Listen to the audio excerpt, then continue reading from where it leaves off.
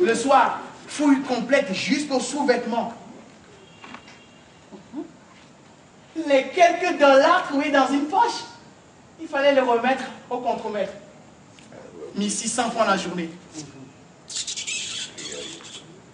Je fis aussi la connaissance de Phil. Phil Languille. Hé, Phil savait tout, connaissait du monde. Il rêvait de tout larguer. L'homme et la galère, la laisser pour compte et tout. Des mois de discussion, de tractation, d'hésitation, nous apprîmes à nager les dimanches. Ah, on ne sait pas jamais. Il faut tout prévoyer. Peut-être qu'on en besoindra. Nous étudiâmes l'anglais. How do you do? My name is Edo. I come from Togo. I have 20 years ago. Yes and no. Nous étudiâmes la carte du monde. Où aller, Où aller pour s'enrichir? Ah, l'Amérique. L'Europe, la Chine, les Américains avec Obama, Habamé, c'était bien. Les Européens avec Sarkozy, c'était moyen. La Chine avec leur route, c'est pas la peine. 10 bateaux nous sûmes à prendre, 10 fois nous renonçâmes, jusqu'au jour où, décidé, ce serait le Seagull, un porte-conteneur danois. Au quai depuis une semaine, départ prévu samedi, le surlendemain. 2 fois de suite, Phil était monté à bord. Les marins ukrainiens s'en fichaient pas mal des Africains qui circulaient sur le bateau pour le ravitaillement, le déchargement ou les réparations. Girls, c'est tout ce qu'ils demandaient. Et des filles, Phil en avait vu à bord. Ce bateau, c'était une chance. Yo, rien à payer aux Ghanéens qui contrôlaient le trafic des clandestins. 300 $. Les marins ukrainiens ne faisaient pas de cadeaux. C'était connu. Ils balançaient les clandos à la mer. Mais c'était surtout les bateaux qu'on tuait. Hein. S'ils pinçaient quelqu'un pendant la traversée, il la tuait, personne. Il la tuait à coups de barre de fer, d'une balle dans la tête, d'un plongeon requin. Pour ne pas penser à eux, je revoyais ces maisons, ces grosses maisons défiler dans les rues de Lomé.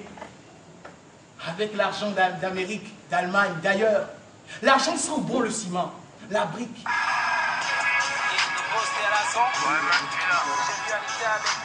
Ça sent bon le mouton rôti.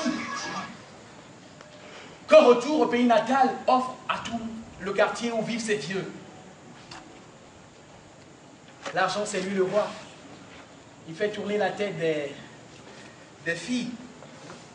Il fait tourner la tête des pasteurs, des présidents.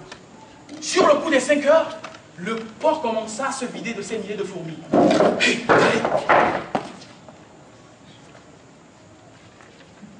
Il faut y aller.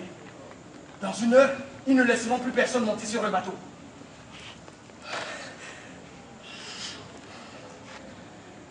Il monta le premier. Je le regardais s'éloigner. J'attendis 20 longues minutes avant de me diriger vers le Seagull.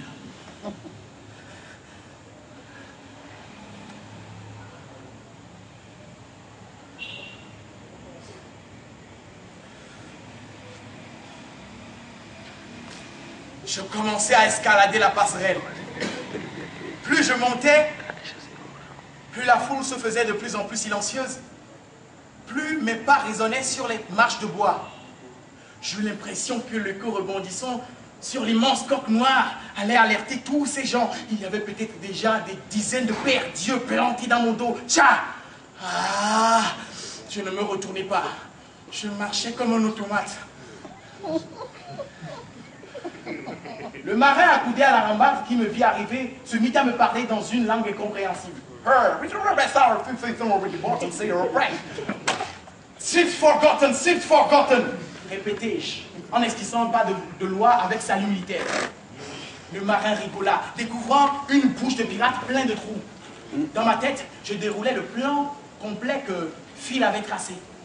Gauche, escalier, à droite, descendre le couloir, tourner à droite. Rien ne correspondait. De l'extérieur, le bateau était gigantesque. Mais à l'intérieur, tout Tout était si étroit, les portes si basses. Il fallait se baisser, enjamber des rebords dans des couloirs mal éclairés. Je courais, tombais sur une porte fermée, revenais sur mes pas avec l'impression d'un piège qui se refermait. Si je tombais nez à nez sur un marin, à coups de barre de fer, il m'aurait réglé mon compte. Retrouver Phil. Où? Comment? Mais d'abord quitter l'allée dessinée par les énormes cubes d'acier. Pour ne pas se faire repérer, se glisser entre deux conteneurs. Ah, l'espace était si minuscule.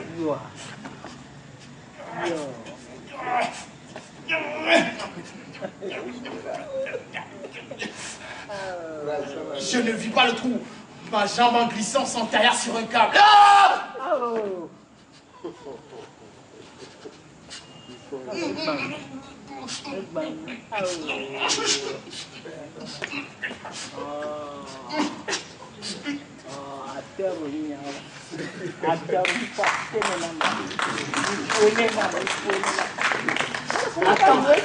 Attends sans bouger. La nuit tomba rapide. Le mince filet de lumière s'éteignit comme par à coup. Comme quand on souffle la flamme d'une bougie de trop loin. Un type gueula très fort. Ah!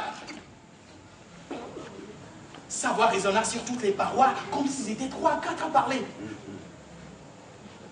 Puis le silence retomba sur cette prison de métal. Ventre plein, le cigoule n'attendait que son signal de départ.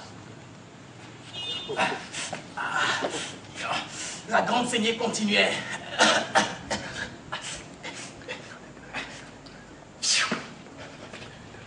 Un homme rapide.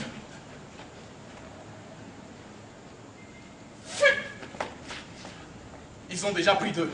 J'étais du pont sur le quai. Tu n'as pas entendu? Il faut foutre le camp d'ici. S'ils nous trouvent, ils nous tuent. Et puis 20 jours de traversée jusqu'en Italie, avec rien à bouffer, rien qu'un t-shirt et un pantalon, on va à la mort. Des bateaux, il y en aura tous les jours. Hein? On pourra repartir. Phil m'attrapa par le bras, me tira vers lui. Tu t'es blessé dessus? Non. Blessé sur un câble. Blessé en plus? Non, rien d'une égratignure. Ah, je ne peux pas te laisser ici. Non, la mort, c'est mieux que l'homme. Non, la mort. Il me fixa droit dans les yeux, enleva sa chemise, me l'attendit, retira de sa chaussure des billets qu'il me mit dans la main. Une poignée d'euros. Tu en auras besoin que moi. Il s'éloigna, glissa le long des parois des grands cubes d'acier, puis, pouf! Phil avait sauté de par le hublot.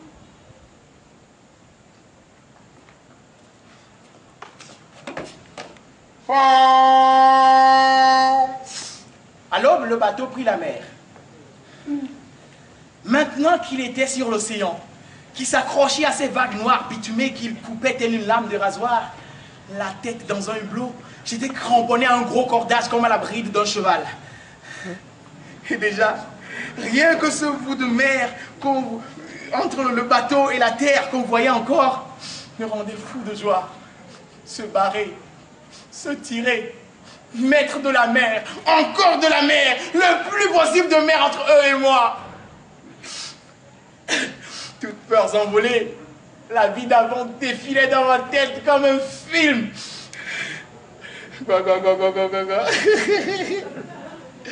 Les policiers reniflant les aides-man au carrefour pour leur soutirer de l'argent. Go, go, go, go, go. La femme du pasteur avec ses papas, il passe sur l'eau. Bon, bon, bon, bon, bon. Les paisibles spectateurs de Vitronunia. Go, go, go, go.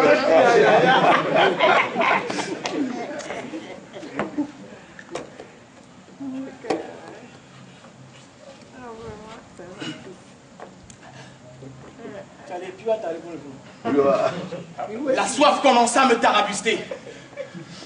Dans ma tête, ça tournait. Ça sert à qui? À quoi toutes ces frontières? Ah, excusez. Ok. Ça sert surtout à remplir les poches des douaniers. La poche des douaniers, c'est...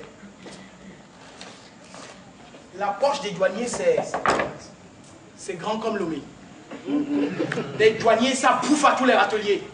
Et manger dans ma tête, ça tournait. Ne pas y penser. Pas encore.